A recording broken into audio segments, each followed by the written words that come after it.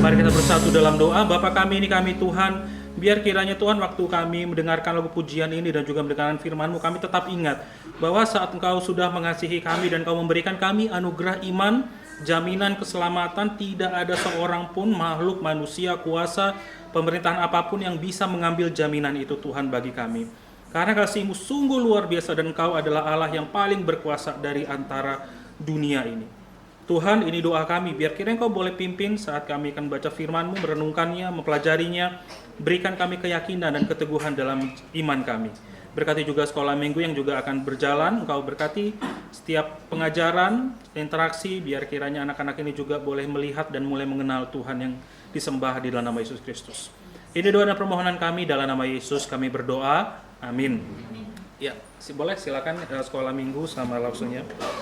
Saudara-saudara, mari kita membuka Yohanes 10 ayat 28 sampai 30.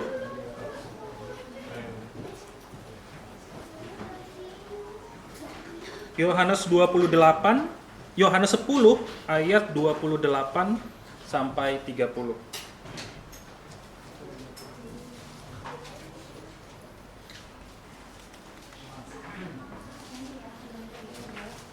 Yohanes 10 ayat 28 sampai 30 saya akan bacakan bagi kita sekalian, demikian firman Tuhan. Dan aku memberikan hidup yang kekal kepada mereka, dan mereka pasti tidak akan binasa sampai selama-lamanya, dan seorang pun tidak akan merebut mereka dari tanganku. Bapakku yang memberikan mereka kepadaku lebih besar daripada siapapun, dan seorang pun tidak dapat merebut mereka dari tangan Bapa. Aku dan Bapa adalah satu. Nah, saudara-saudara, kita bulan lalu sudah membahas tentang satu jalan keselamatan, bahwa jalan keselamatan itu hanya ada satu. Jadi kita tiap bulan pertama saya akan mengajarkan Bapak Ibu beberapa dasar-dasar iman Kristen yang harus diketahui. Bulan pertama, di bulan yang kedua kita akan mempelajari dari masing-masing kitab. Kejadian, Keluaran, Imamat, sehingga setidak-tidaknya Bapak Ibu kita pernah, Yoel seumur hidup kayaknya nggak pernah dibahas. Saya belum pernah bahas, saya belum pernah khotbah di kitab Yoel Bapak Ibu, kalau boleh memilih. Jadi saya pikir, wah ini juga latihan bagi saya dan bagi Bapak Ibu sekalian untuk mulai mengenali kitab-kitab yang kita punya di Alkitab. Baru minggu ketiga, keempat, kelima praktis, mudah-mudahan tuh sifatnya praktis. Kayak kemarin kita bicara pengasuhan, nanti bicara komunikasi lah, utang lah, finansial dan macam-macam. Bagaimana Alkitab itu memiliki prinsip untuk menolong kita hidup dengan benar, hidup dengan baik. Gitu.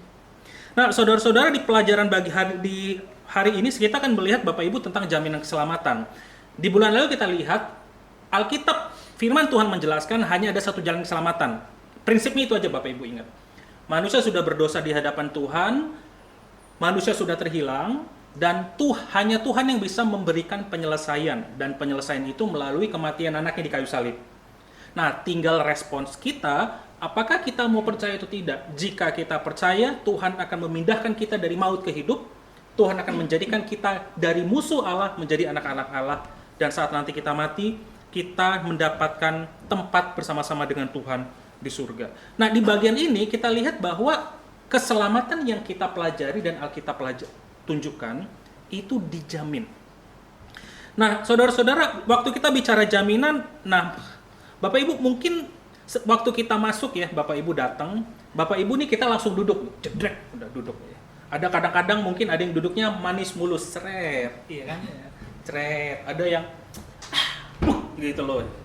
Nah, Bapak Ibu waktu kita duduk seperti itu, tahu dari mana bahwa tempat duduk kita itu mampu menanggung beban kita?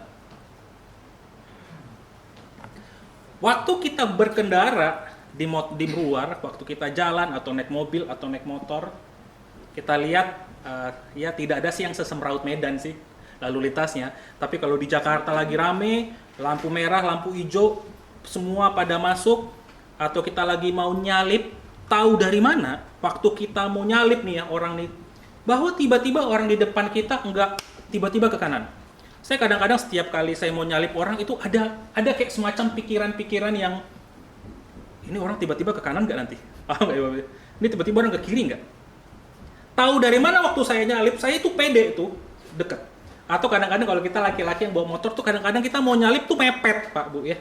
Udah deket, mepet terus masih kanan gitu. Bukannya ambil jauh tapi deket segini, deketnya gitu. Tapi kadang-kadang kita beriman-iman saja bahwa orang ini nggak meleng matanya, lagi nggak pakai ngobat, atau lagi nggak gila. Gue bisa debuk gitu loh. Nah, saudara-saudara, bagaimana kita tahu? Nah, kita bisa memiliki semacam sedikit jaminan berdasarkan fakta. Berdasarkan fakta. Kita lihat kursi ini besi. Di bawah plastik aja kuat. Besi, ngapain gue takut? Duduk aja. Waktu kita naik mobil atau naik motor dan kita mau nyalip, kita lihat fakta. Laki-laki, anak muda. Ya, pede kita, mepet nggak apa-apa. Ya, nggak boleh harusnya sih, harus ambil jarak ya. Mepet pun kita masih agak beriman. Laki-laki yang bawa. Beda kalau ibu-ibu. Nah, ambil jarak sejauh mungkin. Hanya Tuhan sama dia yang tahu dia mau kemana. Gitu. Itu benar-benar saya selalu ambil jarak kalau ibu-ibu. Kalau mbak-mbak agak was-was. Tapi karena masih muda, mbak, oh ya udah gitu. Cuman saya nggak akan biarkan ibu-ibu biasanya nyalip saya. Saya nggak berani, saya takut dia kemana. Gitu. Jadi ada fakta, oh laki-laki relatif lebih aman. Bahkan mau agak ugel-ugelan pun, ngeong. Tapi kita tahu ini orang intuitifnya cepat. Nah, beda ibu-ibu, walaupun jalannya pelan, harus lebih pelan lagi di belakang. Gitu. Mohon maaf ibu-ibu ya, bukan bermaksud. Tapi karena saya di jalan, saya sangat itu terjadi, itu fakta. Nah, saudara-saudara, waktu kita melihat keselamatan kita juga menyadari bahwa kita itu memerlukan semacam jaminan. Bagaimana kita tahu bahwa kita itu memiliki jaminan? Nah, Alkitab itu sudah menyatakannya kepada kita. Jaminan di dalam Alkitab itu ilustrasinya seperti jangkar, Bapak Ibu. Agar waktu nanti kapal berlabuh, kapal itu nggak goyang-goyang. Dan waktu kita melihat tentang keselamatan kita, seringkali kita merasa ragu-ragu. Goyah, bener nggak aku sudah diselamatkan? Bener nggak aku sudah jadi anak Allah? Tapi kita akan melihat bahwa keselamatan itu sudah dijamin dan ada faktanya, kebenarannya ada. Faktanya, kebenarannya ada. Nanti kita akan melihat 3 yang singkat. Dan pada saat yang sama, waktu kita sudah menjadi percaya, ada faktor penggoyah. Ragu-ragu, wah, gua habis nyolong uang nyokap, waduh, ini kayaknya aku berdosa, nih kayaknya bukan anak Allah lah. Waduh, kayaknya barusan gua tadi lepas kontrol sama pasanganku. Waduh, udahlah, lepas jaminan keselamatan. Wah, habis melakukan ini dan itu, udah, aku bukan anak Allah. Jadi ada 3 faktor penggoyah yang kita lihat secara singkat, Bapak Ibu. Jadi kita akan melihat hari itu bahwa kita punya jaminan dan pada saat yang sama setelah kita percaya ada hal-hal yang menggoyahkan. Nah, saudara-saudara, Alkitab dengan jelas memberikan kebenaran, memberikan fakta yang ada di Alkitab. Yang di Alkitab itu fakta dan kebenaran. Bahwa Tuhan menjamin kita saat kita menjadi anak Allah, saat Tuhan memberikan anugerah, Tuhan menjamin 100%, bukan 99,9%, bukan 99,99, tapi 100%. Saat Tuhan memberikan anugerah, kita percaya keselamatan kita dijamin dan tidak ada keyakinan apapun seperti kita. Tidak ada. Tidak ada, Bapak Ibu. Semuanya tergantung, semua keyakinan tergantung.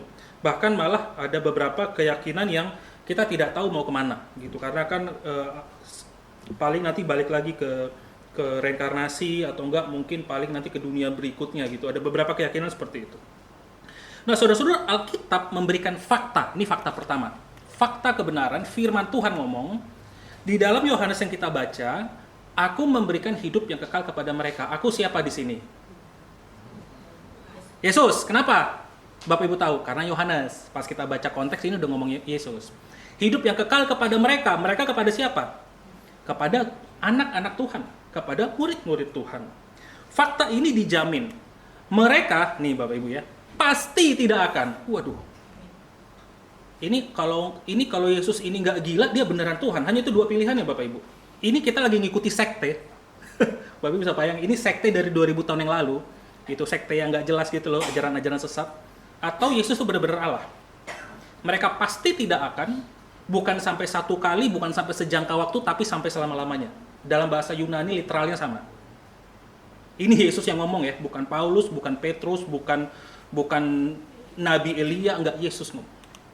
Seorang pun tidak akan merebut mereka dari tanganku. Iblis termasuk enggak?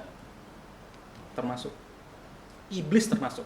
Pemerintahan, kalau pemerintahan kita suatu ketika membuat undang-undang yang merendahkan keyakinan lain selain keyakinan mayoritas, tidak ada yang dapat merebut mereka dari tanganku. Ingat Roma 8 ya? Ingat Roma 8, tidak ada kasih tidak ada yang bisa merebut kita dari kasih Allah. Bapakku yang memberikan mereka kepadaku lebih besar dari siapapun. Dan seorang pun, diulangi 2 kali, tidak dapat merebut mereka dari tangan Bapa. Aku dan Bapa adalah satu. Ini jaminannya Bapak Ibu. Yohanes 10 ayat 28-30. Ini fakta Alkitab. Alkitab yang nulis. Kecuali kita percaya Alkitab adalah buku buatan manusia. Oh, Alkitab nggak perlu dibaca, hanya buku moral. Oh ya udah, selamat datang gitu ya. Good luck begitu. Tetapi kalau kita mengatakan bahwa Alkitab adalah firman Tuhan, Yohanes 10 salah satu ayat yang Tuhan katakan. Ini fakta dan kebenarannya. Nah, saudara-saudara, fakta yang kedua, kita ngelihat itu Yohanes 5 ayat 24. Dan nanti Yohanes 1 ayat 12. Saya akan tuliskan nanti ayat di bawah. Jadi di dalam firman Tuhan ini, nanti kita akan melihat ada namanya sebab dan akibat. Kurang T-nya. Sebab dan akibat. Sebab. Jika kita mendengar perkataanku, Yesus lagi yang ngomong ya, dan percaya kepada Dia yang mengutus aku, berarti Allah mengutus Yesus sehingga kita harus percaya. Jika kita mendengar perkataanku, maka Ia akan mempunyai hidup yang kekal dan tidak akan turut dihukum. Hidup yang kekal, Bapak Ibu. Hidup bersama-sama Tuhan dengan di surga.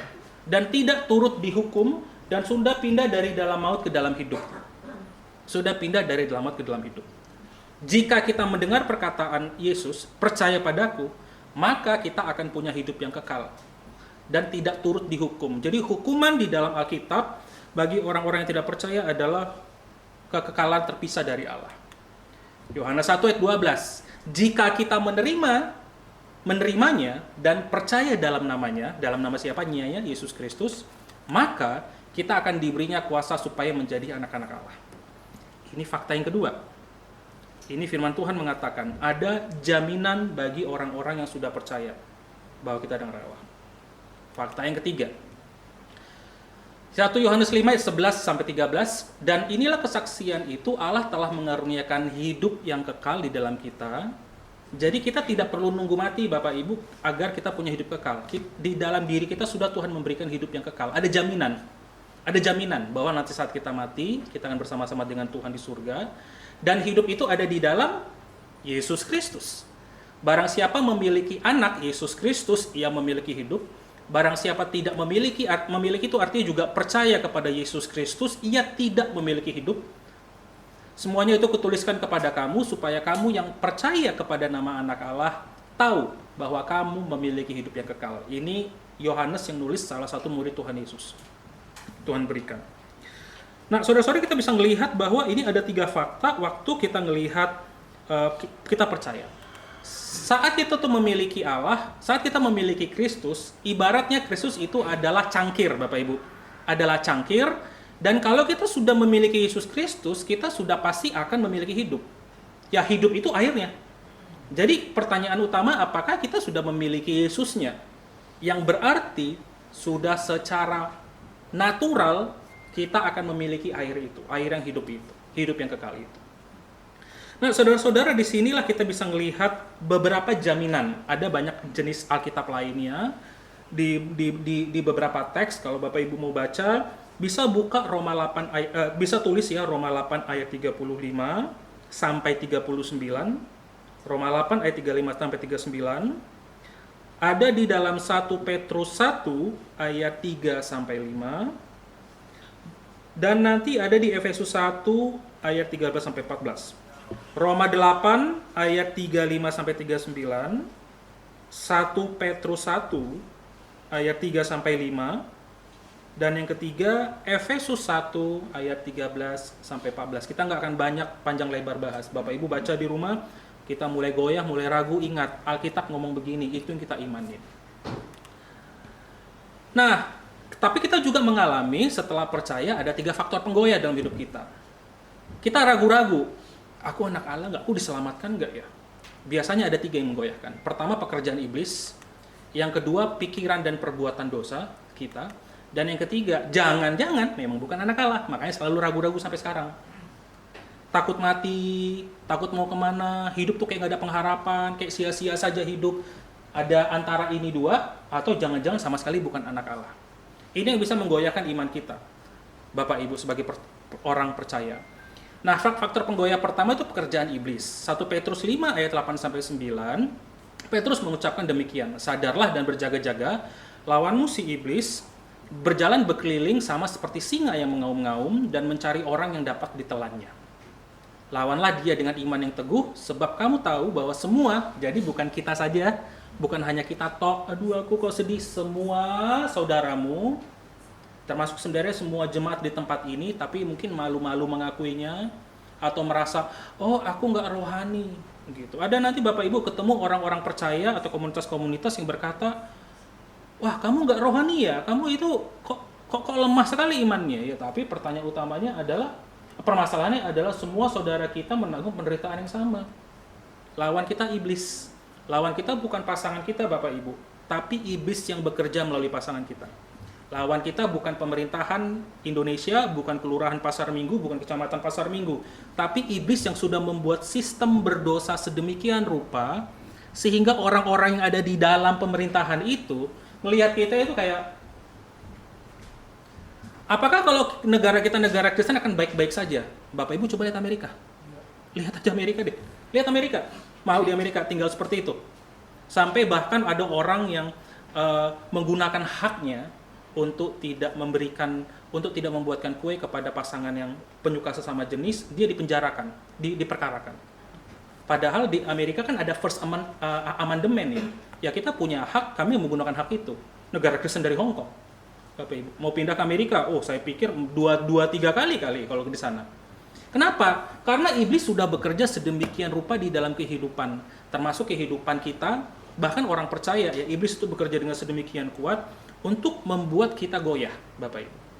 Membuat kita goyah. Nah, saudara-saudara, bagaimana cara kita mengatasinya? Cara kita mengatasinya lawan dia dengan iman yang teguh.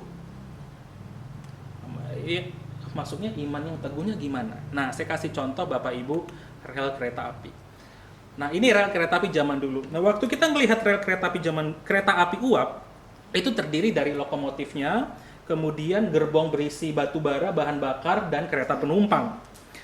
Nah, Bapak Ibu, bahan bakar itu umpamanya, ini ilustrasi adalah iman, lokomotifnya, penggeraknya adalah fakta, kebenaran Alkitab, dan yang penumpang itu perasaan kita. Waktu kita ragu-ragu Bapak Ibu, iman kita itu bukan didasarkan pada perasaan. Wah aku habis berdosa rasanya, aduh kok rasa-rasanya aku nggak. Iman tidak digantungkan pada perasaan. Oke Bapak Ibu. Sama seperti kita duduk dan kita tenang-tenang saja, kedebuk begitu, kita bukan merasa-rasa. Bangkunya kuat nggak? Tapi fakta bahwa bangkunya besi. Fakta, iman itu digantungkan bukan pada perasaan, iman digantungkan kepada fakta. Dan tadi kita sudah dengar 3 fakta, 3 firman Tuhan, 3 kebenaran, termasuk ada 3 referensi tambahan dari Alkitab yang menjelaskan bahwa saat kita sudah dipegang oleh Tuhan dan diberikan anugerah iman, tidak ada seorang pun yang dapat mengambil kita. Nah, ini yang menjadi kekuatan kita. Jadi jangan gantungkan diri pada perasaan. Iblis akan berusaha mengocoh, apalagi kalau kita tinggal di tengah-tengah orang yang tidak percaya. Atau mungkin orang tua kita nggak percaya, atau adik kakak kita nggak percaya. Lu Kristen ke gereja tiap minggu. Tapi kadang-kadang sesama orang percaya juga sama. Lu pelayanan, lu jadi majelis, kok kayak gini banget sih hidupnya. Bapak Ibu hati-hati ya. Bapak Ibu, jadi apalagi kita sebagai orang percaya, tolong hati-hati. Jangan jadikan diri kita sebagai tempat iblis bekerja. Hati-hati. Sesama orang Kristen bisa dipakai untuk iblis bekerja. Ingat orang-orang yang pernah keluar dari berbagai gereja karena sensitif. Ingat pasangan-pasangan yang terluka atau teman-teman kita atau rekan kerja kita terluka karena seorang Kristen. Dia mati masuk surga nggak? Kalau Tuhan sudah berikan anugerah, dia mati akan masuk surga walaupun dia sudah nipu 1 miliar Bapak Ibu. Tapi dirinya dipakai menjadi sarana iblis untuk menggocok kita. Kayak main bola Bapak Ibu. Jadi kalau itu sudah terjadi, ahlu, ingat. Nah, iman kita tidak digantungkan pada perasaan, iman kita digantungkan kepada firman Tuhan. Faktanya apa? Kebenarannya apa? bukan pada perasaan, bukan pada mulut orang. Ah, lu nggak berubah, udah 10 tahun. Maybe yes, maybe no. Bisa jadi ya, bisa jadi enggak. Tapi kita kalau sudah ngelihat perubahan dalam hidup kita dan kita ngelihat, oh ya, ada progres nih, walaupun kecil, nggak panjang, nggak gede-gede amat. Dan saya juga bergantung iman saya itu pada fakta bahwa saya adalah anak Allah. Saya percaya pada Tuhan. Gantungkan iman pada fakta. Kepastian keselamatan kita dijamin oleh Tuhan sendiri. Dijamin ya oleh Tuhan ya. Firman Tuhan tuh diinspirasi oleh Tuhan, dituliskan oleh sekitar 60 lebih penulis. Yang dinyatakan dalam firman-Nya. Firman-Nya adalah fakta atau kebenaran, bukan diperkirakan oleh perasaan atau keyakinan kita sendiri. Ini Bapak Ibu, makanya salah satu disiplin rohani yang penting adalah menghafal Alkitab. Waktu kita mengalami konflik, masalah, pergumulan, atau tantangan yang muncul apa dalam pikiran kita pertama-tama. Penghakiman akan diri sendiri, udahlah gue bego, memang tolol, gue bukan anak Tuhan. Atau Alkitab. Nah itu dia. Itu akan muncul bagi sebagian dari kita yang punya kerendahan, yang kita punya itu kurang memahami dan kurang menghafal banyak Alkitab.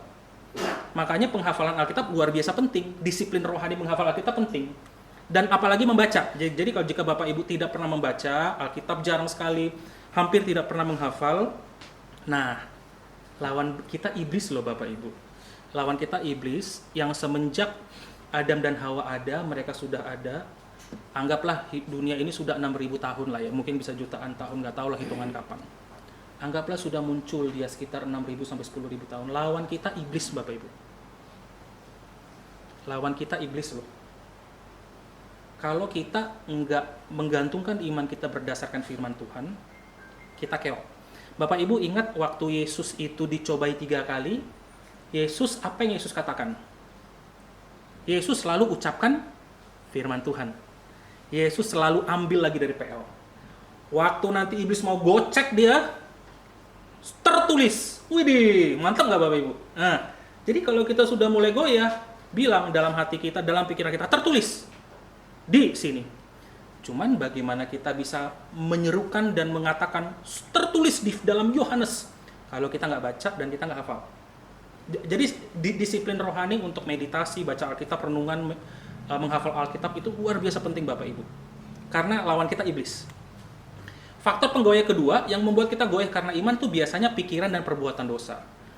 Yesaya 59 ayat 1-2, sesungguhnya tangan Tuhan tidak kurang panjang untuk menyelamatkan dan pendengarannya tidak kurang tajam untuk mendengar, tetapi yang merupakan pemisah antara kamu dengan Allahmu dan Allahmu ialah segala kejahatanmu, dan yang membuat dia menyembunyikan diri terhadap kamu sehingga ia tidak mendengar ialah dosamu. Nah Bapak Ibu, sewaktu kita sudah percaya menerima Kristus, kalau ini bicara relasi ya Bapak Ibu ya, waktu Allah sudah menjangkau, waktu Allah sudah memberikan kita iman ya, memberikan kita iman, anugerah, dan kemudian kita sudah merespons percaya kepada Tuhan, kita itu sudah berpindah dari menjadi musuh, status kita ya. Status kita itu dari musuh menjadi anak. Alkitab berkali-kali mengatakan orang yang tidak percaya Yesus Kristus itu musuh Allah. Musuh loh, seteru, musuh. Dan kemudian posisi kita sudah dipindahin dari dalam maut ke dalam hidup. Kita menjadi anak Allah. Kalau kita berdosa, dan kita sudah pasti berdosa, pikiran, perbuatan, motivasi, dan yang lain-lainnya, Bapak Ibu, dan itu akan selalu kita lakukan sampai kita mati, posisi dan status tidak berubah. Mau anak kita ngelempar dan mecahin piring 10 di rumah kita, dia tetap anak kita. Mungkin ada kasus khusus ya, di mana zaman sekarang itu ada anak-anak yang sudah begitu luar biasa jahatnya, dan dia sudah kalau nggak tahu, kalau di sini nggak, saya jarang, di Medan putus hubungan. Ini nggak tahu nih kalau di Medan masih ada nggak di koran analisa tuh, banyak itu ya, zaman sekarang saya nggak tahu tuh, putus hubungan. Nah tapi dalam konteks kita Bapa di surga, sekali anak tetap anak. Waktu kita berbuat dosa di dalam Yesaya tadi, ke posisi anak kita nggak berubah, tapi Allah menutup telinga, menutup mata, dan membalikkan belakang. Ya Allah akan menghukum. Relasinya rusak. Yang rusak itu relasi, bukan posisi dan status kita. Kita tetap anak Allah. Tapi yang rusak adalah relasinya. Mengapa kita inilah mengapa mungkin banyak dari kita atau banyak orang percaya mengalami, kok aku nggak hangat ya sama Tuhan, aku kok nggak akrab sama Tuhan, aku kok merasa dingin, aku merasa ngomong, baca firman, doa, kok kayak ngadap tembok ya, kayak nggak ada apapun gitu loh yang terjadi dalam hidup saya. Nah, dalam khusus kita doa dan baca firman, kita menghadap tembok tuh ada dua kemungkinan memang. Bisa jadi ada dosa yang harus diakui, berarti masalah relasi. Itu satu ya Bapak Ibu. Tapi ada juga memang situasi di mana kita bukan bermasalah relasi. Tetapi Tuhan memberikan kita ujian yang lebih berat. Ujian yang lebih berat, coba kalau aku nggak ngomong, coba aku nggak lihat, kamu masih tetap beriman nggak kepadaku? Tapi itu disebut oleh Bapak Gereja Saint John ya, Santo John di zaman lalu, the dark night of the soul, itu malam gelap bagi jiwa. Ada orang-orang yang sudah begitu intimnya dengan Tuhan sehingga nanti akan ada periode di mana Bapak kita itu sudah tidak memperlakukan lagi kita sebagai anak. Bapak Ibu, kalau dikit-dikit Tuhan apa ya, kayak ngomong, memberkati, nolong, ya kan mirip kayak anak ya, mirip kayak anak bayi dong, ya kan? Sini saya bantu, sini papa bantu, sini mama bantu, ya kan? Gitu. Jadi Bapak Ibu kalau kita mau tahu iman kita kira-kira sampai batas mana, Bapak Ibu bisa lihat seberapa sering itu kayaknya Tuhan selalu intervensi dalam hidup tuh. Kayak kelihatan banget tuh. Bantu sini, bantu sana, bantu sini, bantu sana. Tapi nanti akan ada periode saat kita mulai memiliki iman, relasi kita sama seperti orang tua kita. Ya Tuhan tuh tidak akan langsung memperlakukan kita, lo butuh apa? Tak kasih. Lo butuh apa? Tak kasih. Lo butuh apa? Tak kasih. Tuhan akan memberikan itu dark night of the soul ya, malam kelam bagi jiwa, untuk melatih iman kita makin bergantung pada Tuhan. Tapi ini jarang biasanya, yang saya sebut ini sangat jarang. Tapi kalau Bapak Ibu itu terjadi, itu mungkin sedang terjadi. Tuhan berikan kekelaman. Tapi rata-rata dari kita, termasuk saya juga Bapak Ibu, kita itu relasi kita itu rusak. Jadi imannya goyah, ragu. Lalu bagaimana kita melawannya Bapak Ibu? Ngaku dosa. Mirip sama orang tua kita ngaku dosa. Minta ampun sama Tuhan. Jika kita mengaku dosa kita, maka Ia adalah setia dan adil.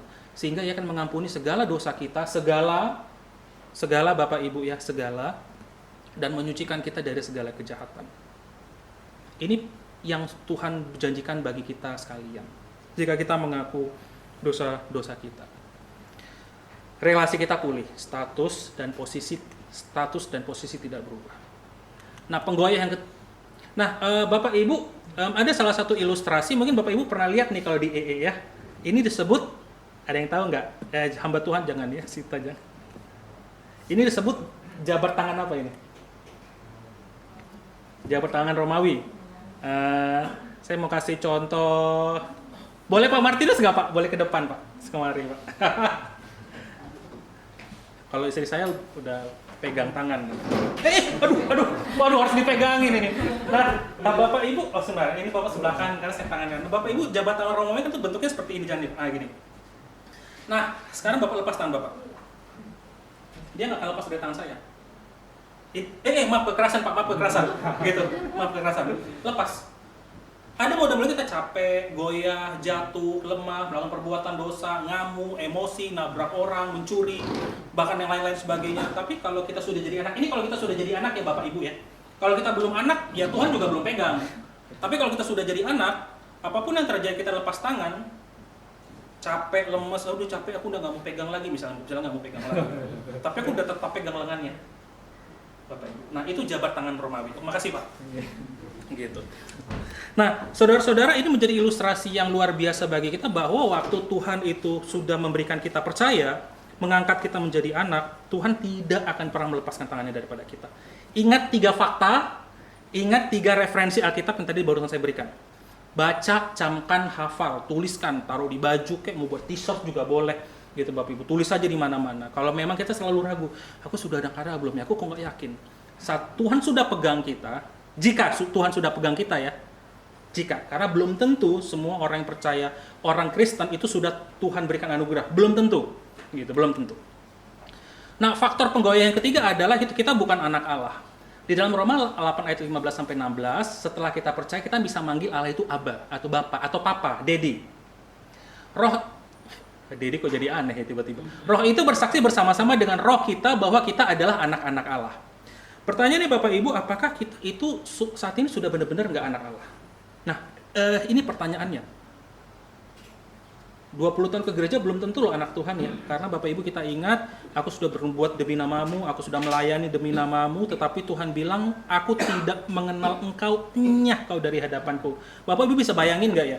Waktu kita masuk dalam penghakiman Allah, kita mati, kita berada di dalam penghakiman Allah, dan kita ngerasa bahwa aku sudah layak diselamatkan, tetapi pada kenyataannya Tuhan ngomong, enggak, aku nggak kenal.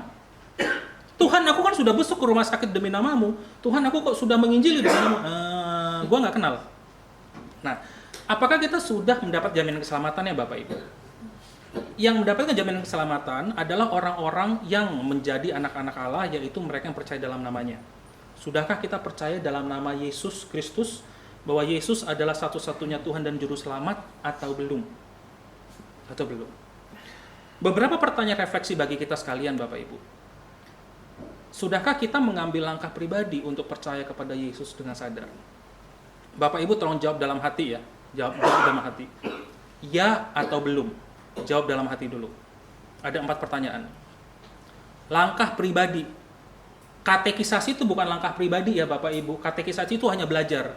Tapi di dalam diri kita, pernah nggak ada satu masa, satu momen, satu situasi, itu kita kayak punya keyakinan, aku mau jadikan Yesus Tuhan.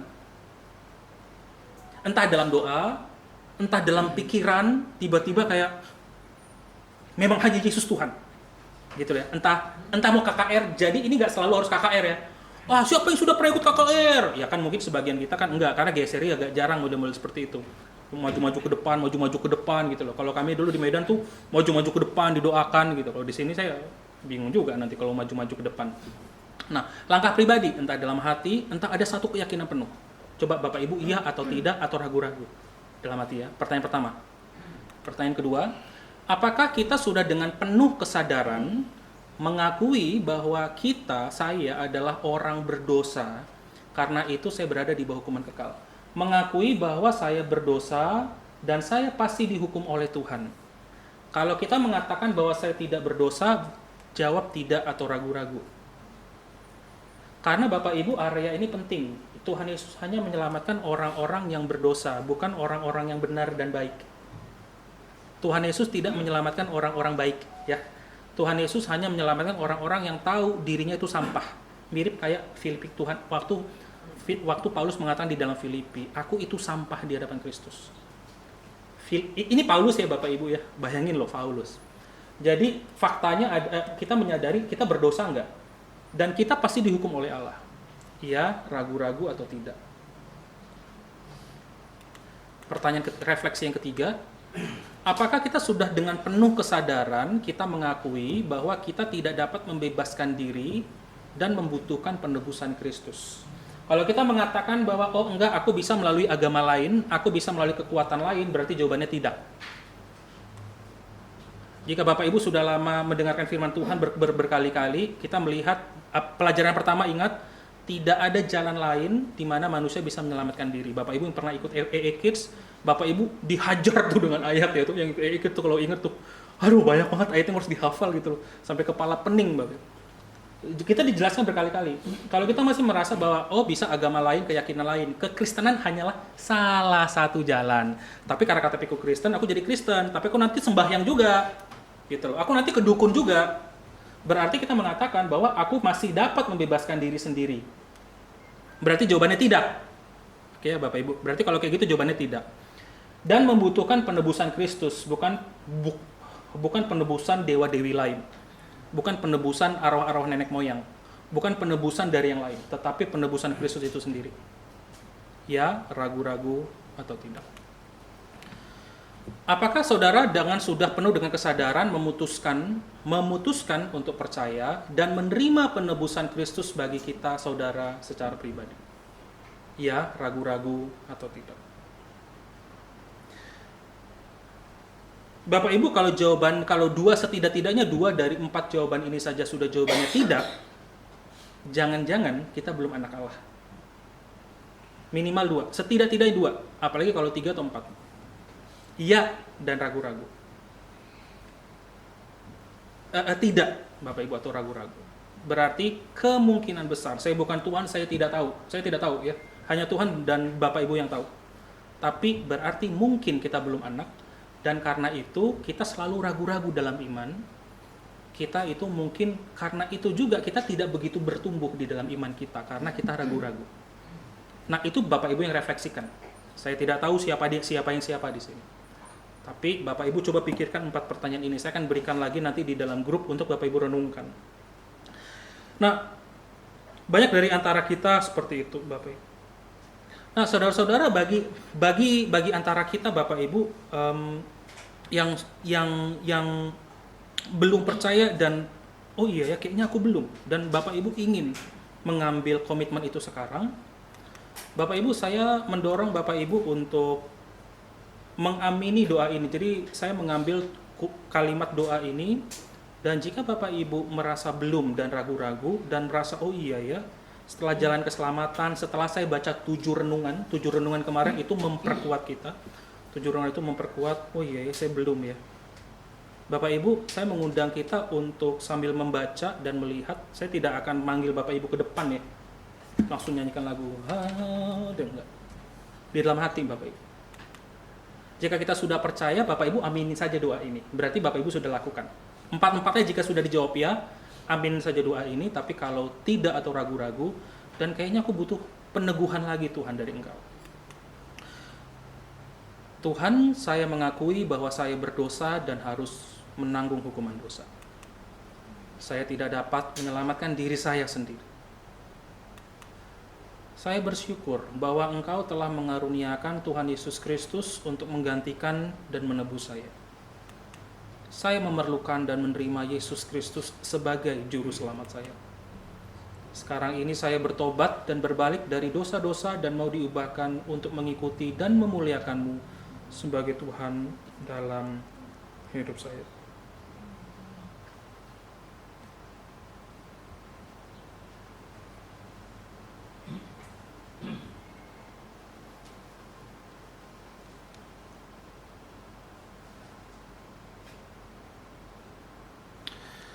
Saudara-saudara, jika ada di antara kita yang sudah mengucapkan doa ini dalam hati, dalam keyakinan, dan dalam satu kesadaran yang penuh, Bapak Ibu, saya bersyukur bahwa Bapak Ibu sudah menjadi anak-anak Allah, yang tahu seberapa sungguh dan serius kita mengucapkan doa-doa ini dan menjawab keempat pertanyaan tadi, itu hanya Tuhan dan Bapak Ibu yang tahu. Bapak Ibu, setelah kita percaya, ingat, ini pelajaran bulan lalu, waktu kita sudah percaya pada Tuhan, ingat, pikiran kita itu harus mulai sadar akan dosa. Kalau pikiran kita nggak sadar akan dosa, ini pertanyaannya kenapa ini? Jangan-jangan belum anak. Kita sadar atas dosa-dosa yang dapat ditebus oleh Kristus. Pikiran kita harus berubah. Perasaan kita berduka nggak atas dosa-dosa kita? Nah, kalau kita ngerasa bahwa dosa itu bukan dosa, nggak apa-apa, pikirkan kembali Bapak Ibu. Apakah kita sudah percaya kepada Tuhan atau tidak? Dan yang kehendak lalu bertobat dari dosa-dosa. Kita menyerahkan diri kepada Allah dan kepada Allah saja. Miliki pikiran yang baru, perasaan yang baru, dan kehendak yang baru. Inilah indikator kita percaya kepada Tuhan.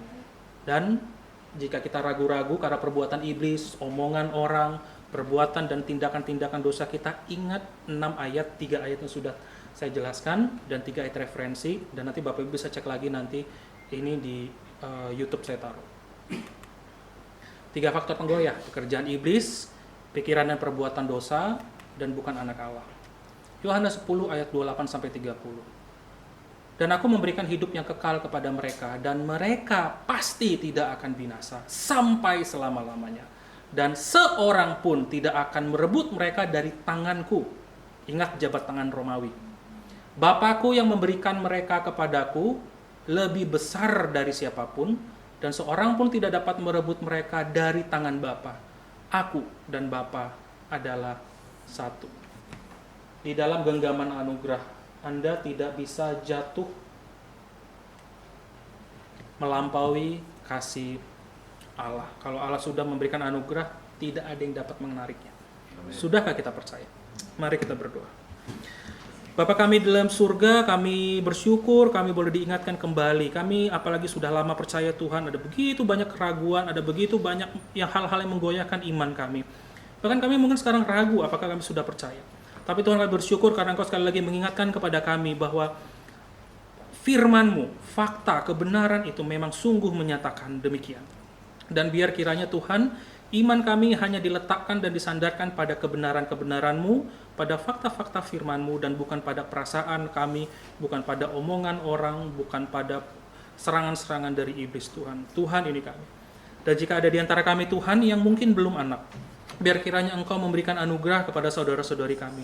Biar kiranya Engkau suatu ketika Tuhan boleh membuka mata, hati, dan pikirannya, dan sungguh-sungguh bisa kembali kepada Engkau, Sang Pencipta yang kami sembah, di dalam nama Tuhan Yesus Kristus. Dan mereka bisa menjadi bagian dari anak-anak Allah, dan bisa mengalami hidup yang diubahkan, hidup yang baru. Tuhan, ini doa permohonan kami, kiranya Engkau menolong kami. Dalam nama Yesus kami berdoa, amin.